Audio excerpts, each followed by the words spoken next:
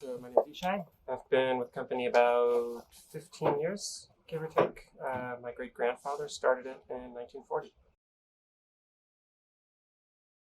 The store got started, as far as I know.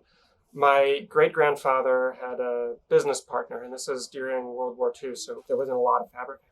Imagine the time to go around. They were on 34th Street, and they kind of had a very good source for material. When my grandfather started taking a more active role in the business, he's the one that started going to the fabric shows in Paris, Milan, etc., and made a lot of very good connections and started bringing in a lot of fashion fabrics and started bringing in things that were more exciting, that were more unique, made it, I think, much closer to what it is today.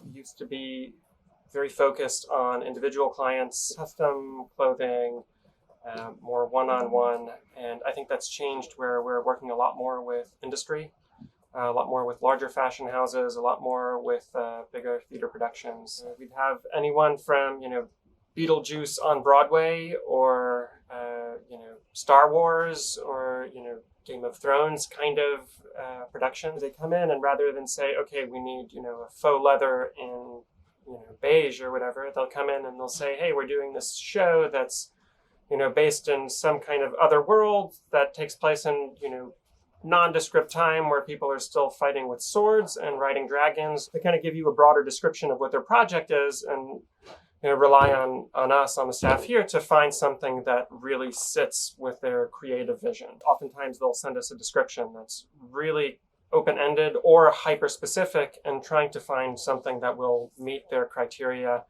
and that'll satisfy what I think is probably the most demanding clientele available.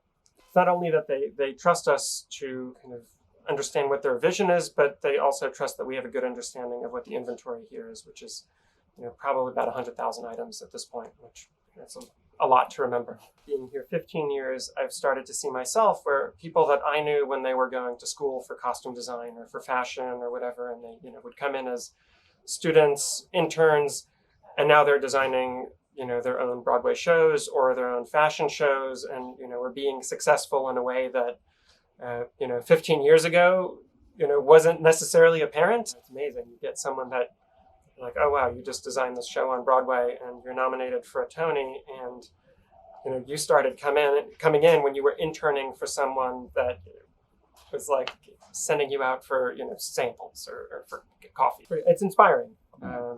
It's not often that you get to be so close to people that are really cutting edge in the industry, and I think we have the privilege of doing that often.